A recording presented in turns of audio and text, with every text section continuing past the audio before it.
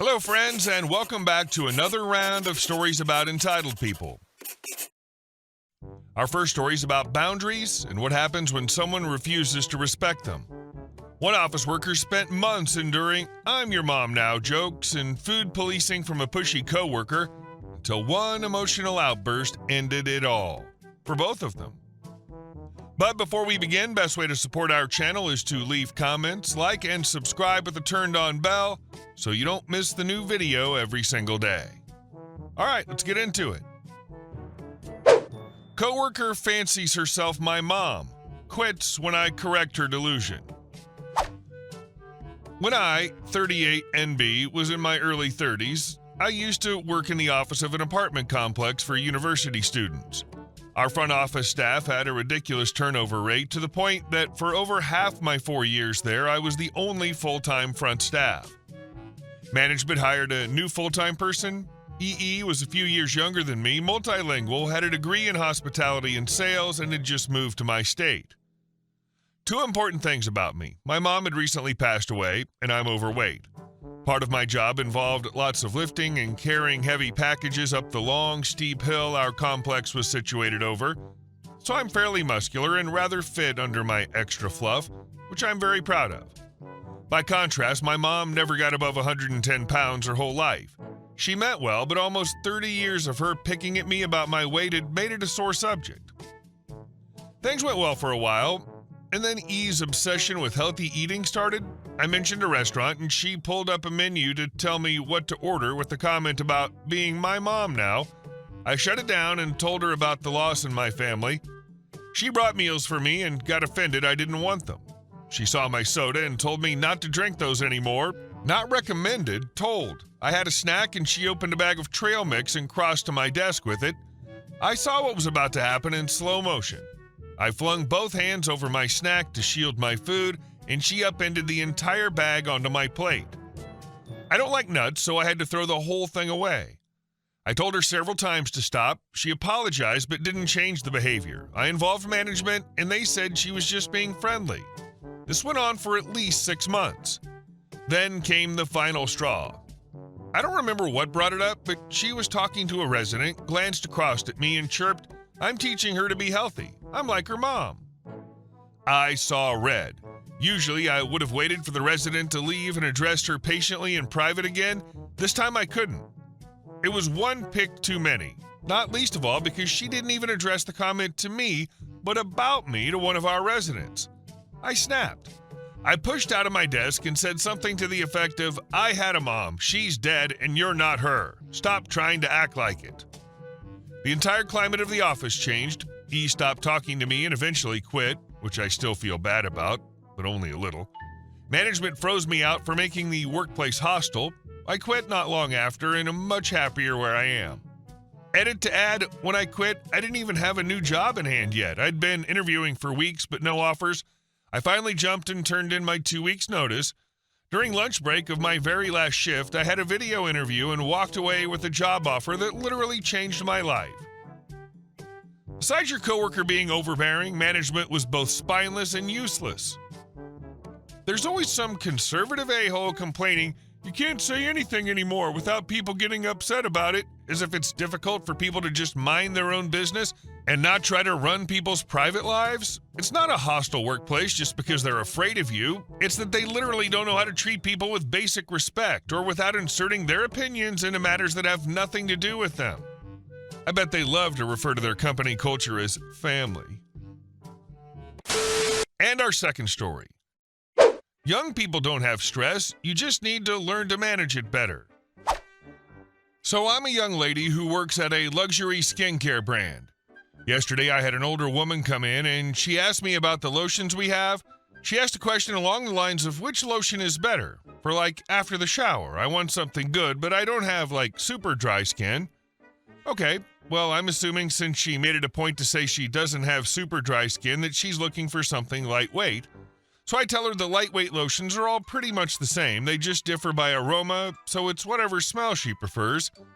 Then she points to the heavier lotions. What about these? Which one is your favorite? I say, this one is my favorite, pointing to the lotion titled something along the lines of stress relief. It gets its name from the specific blend of essential oils in it. Lavender, sage, etc. All the stress-relieving aromatherapy scents. She goes, "Haha, you're young. What do you have to be stressed about? You don't have stress." I'm confused because what the F is she saying to me? I start to say, "Well, I have a lot of stress, but She cuts me off. "Young people don't have stress. Just wait." I cut her off. "Actually, I have a lot of stress. My mother has cancer. My grandmother just died. I'm going through a lawsuit." She cuts me off again. Okay, you have stress. It's just that you don't know how to manage it. You'll learn." I say, "I manage it quite well, actually. Anyway, this is my favorite lotion because it's the most moisturizing out of all of them because it's the thickest." The conversation ended there, but I'm just bewildered because honestly, what the F are you saying to me, lady? How do we go from "what's your favorite lotion" to "you don't know how to manage stress"? You know absolutely nothing about me except that I'm younger than you. I get a lot of offhanded comments from old ladies all the time. It usually doesn't bother me, but this one just triggered me because it was so out of the blue and she wouldn't drop it. I shortened the exchange, but she kept repeating herself, which is why I got personal and told her my stress just because that's the can of worms she decided to open. I could tell it made her uncomfortable, especially because this all happened in front of another customer. Firstly, it's bold to assume I have no stress just because I'm young. I'm 21, left my parents' house at 19, and have been struggling but making it work ever since. And I guess she assumed since I'm young, I still live at home. I don't know what the hell she was thinking. And second, it's even bolder to assume I don't know how to manage my stress. All from a minute-long exchange, and because my favorite lotion is the stress-relieving aroma?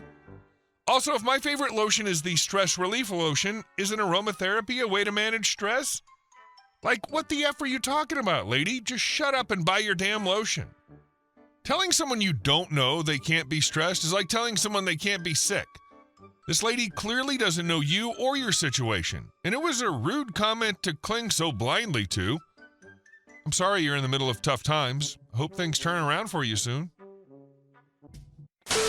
And our next story. Victor thought he was untouchable. He was wrong.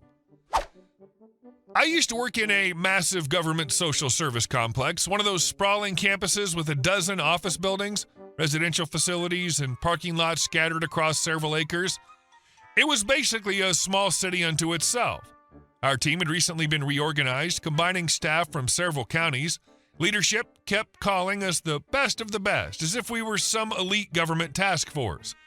They wanted us to set the standard for professionalism, which is why parking was always such a nightmare. There were hundreds of employees and nowhere near enough convenient spots. If you didn't get there by 8 a.m. sharp, you'd be hiking from a far-off lot, sometimes almost a mile away, just to clock in on time. Right below our office building was a single lonely employee handicap spot. It was prime real estate right by the door, and one car in particular was always parked there. A flashy candy red sports car that had no business being in that space. I'd always wondered who the arrogant jerk was until one afternoon, just after lunch, I happened to see him get out of the car. It was one of my new colleagues. Let's call him Victor. I walked right up to him. "Hey, just so you know, that's a handicap spot. You can get a ticket for parking there if you don't have a placard." He smirked at me and said, "If anyone's that handicapped, they shouldn't be working for the government anyway." I was floored. Not by what he said, but by how casually he said it. Like it was the most obvious thing in the world. For context, our agency prided itself on cultural competency. We had one of the most diverse workforces in the region, including many staff who were immigrants and veterans. Our COO was an immigrant himself and made a point to talk about inclusivity during every staff meeting. We also had one of the most competent, respected employees I've ever worked with, a man who used hand crutches after sustaining injuries during a legendary military career. This guy was basically James Bond with a disability. He could outwork most of us, and he had a quiet confidence that made everyone want to listen when he spoke. And here was Victor, the self-proclaimed cream of the crop, deciding that disabled employees didn't even deserve a place to park. I snapped a picture of his car in the handicap spot and sent it to my boss with a summary of what he said. Our boss didn't mess around. He sent a department-wide email reminding everyone that the spot was reserved, that parking enforcement was on site, and that anyone caught parking there without a placard would be reported and potentially towed. The next morning, guess whose sports car was parked in the same spot again? I emailed my boss again. His reply, call security, have it towed. So I did. About 20 minutes later, a tow truck pulled up. Someone from the office must have tipped Victor off because he bolted outside as they were hooking up his car. He tried pleading with the driver, gesturing wildly and waving his employee badge like it meant something. Then my boss walked outside. Calm as ever, he said, "You were warned. Everyone was warned. Tow it." And that was that. They hauled Victor's pride and joy right out of the lot in front of half the office who had gathered at the windows to watch. You'd think that would have been enough to humble him, but nope. Victor sulked around for the next week, loudly complaining about how unfair it was, telling anyone who would listen that the whole thing was a conspiracy to make an example out of him. A few days later, the guy on crutches parked in that spot for the first time I'd ever seen. Everyone in the office greeted him with smiles and nods. Victor turned bright red, grabbed his stuff, and left early. Wait, he said nobody who's handicapped should work for the government, implying handicap parking spot isn't needed? Yet he himself parks there, implying he's handicapped and works for the government. How is that? And our last story. Crazy Karen poured gasoline on my car and lit a match because she thought our fence was on her property. So I used to think the worst thing a neighbor could do was let their dog bark all night or park too close to your driveway. I was wrong, because my neighbor, we'll call her Karen, decided that arson was a perfectly reasonable way to handle a property dispute. Yeah, she set my house on fire. We'd lived on Cedar Hollow Lane for about 3 years. It was peaceful, until that bee showed up. From day one, she had that "this whole neighborhood is mine" attitude. She'd scream if someone parked near her mailbox, she'd bang trash cans at night, etc., etc. But it went from being annoying to hateful real fast. She started saying we didn't belong there, that we were bringing down the value of the neighborhood. I tried to ignore it. You can't argue with crazy, but she just got louder and meaner. One day, she came storming across the yard, yelling that our fence was trespassing on her property. I literally had the survey papers in my hand. I tried showing her. She didn't care. She just kept shouting, "You'll regret this, you liar," before stomping back to her house like she was auditioning for Real Housewives of Suburbia. We reported her twice. Harassment, throwing trash over the fence, the usual Karen starter pack. The police told us to document everything, which we did, but no one thought she'd ever actually do something. Fast forward to that night. My wife and I were getting ready for bed when I heard this faint clinking sound outside, like metal hitting concrete. Then the smell, gasoline. I froze because there's no reason to smell gas in your front yard at 10 p.m.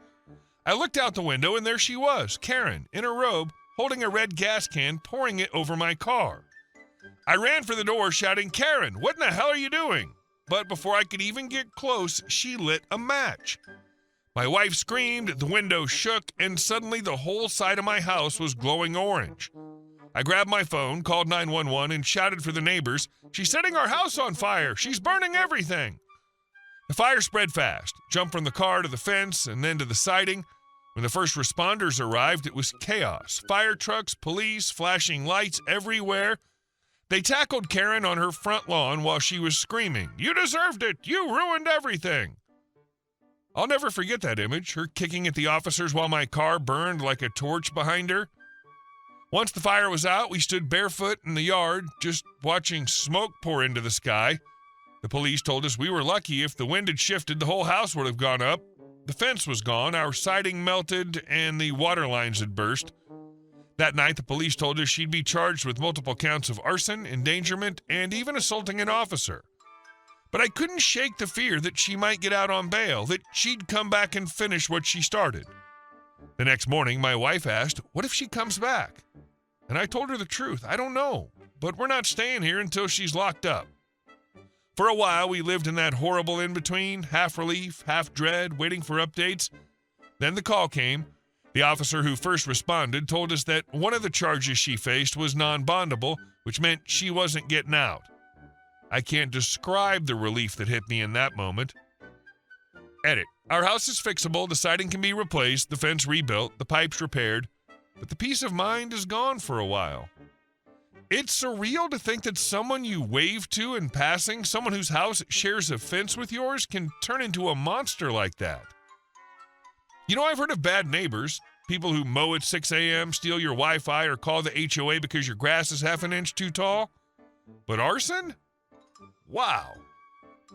I don't even know what's scarier, the fire itself or the fact that she did it in her robe like it was part of her bedtime routine. You know she's unhinged when the police have to tackle her while she's still yelling about property values. Thank God for that non-bondable charge, though, because if anyone ever earned a permanent spot behind bars, it's the woman who treated gasoline like a negotiation tactic. Hey guys, thank you all for watching the video. I'll see you in the next one.